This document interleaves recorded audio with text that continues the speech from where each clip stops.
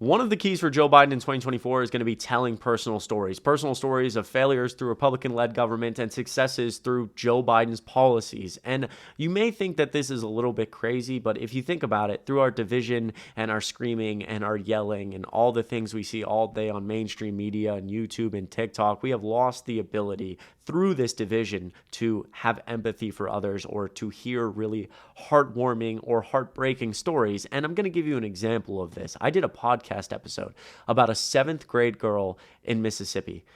I'm going to say that one more time.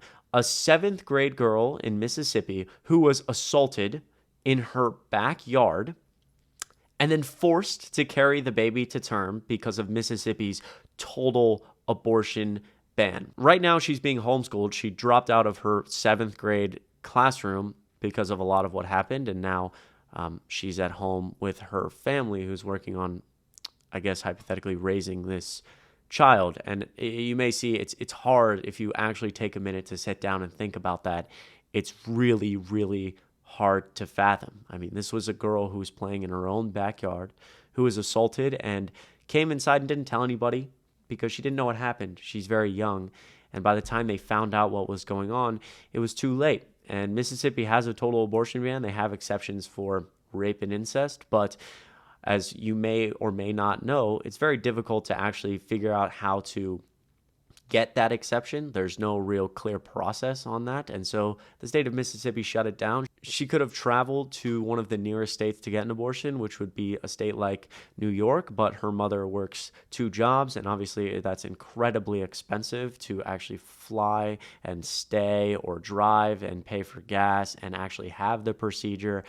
First, you probably have to go get looked at and then have a procedure. And the reason I bring this up is because Donald Trump is a man who bragged about overturning Roe v. Wade, somebody who said, I was proud to do it. And that 7th grade girl in Mississippi, her life would be potentially significantly different if Roe v. Wade was still the law of the land. And you start to think a little bit deeper than that. You know, Donald Trump is also a man who was found liable for sexually abusing a woman. When he was asked on live TV, did you sexually abuse or grape E. Jean Carroll? He said, no, I would never do that because she's not my type. He would then go on to be found liable of defamation because he went on Truth Social and posted 30 times a night about how ugly and disgusting she was and how she wasn't his type.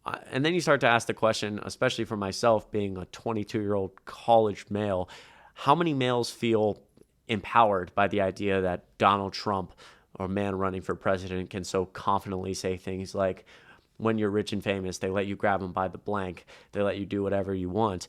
How many males feel entitled to touch women or grape women or sexually abuse women because they could get away with it? And that's one story. Talk about Kate Cox, a woman in Texas who had an unviable pregnancy. The doctor told her, this baby will not live, your life is at risk, your fertility is at risk.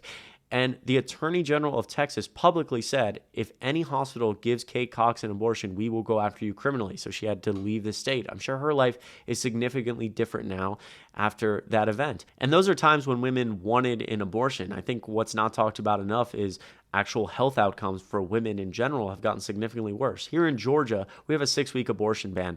Half of our counties don't have OBGYNs.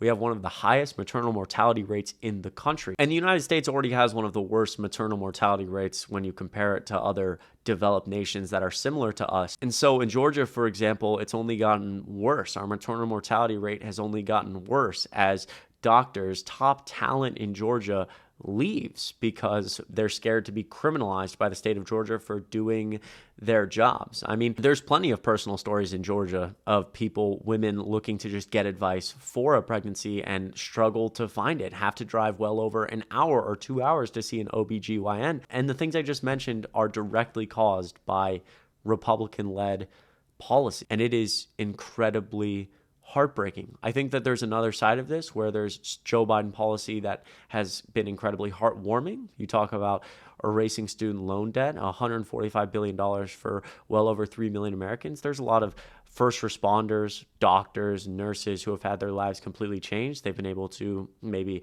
try to raise a family or buy a house when for their entire life, all they've been doing is drowning in student debt. Or for drug prices. You may have heard that Joe Biden through Medicare has capped things like insulin for seniors on Medicare at $35.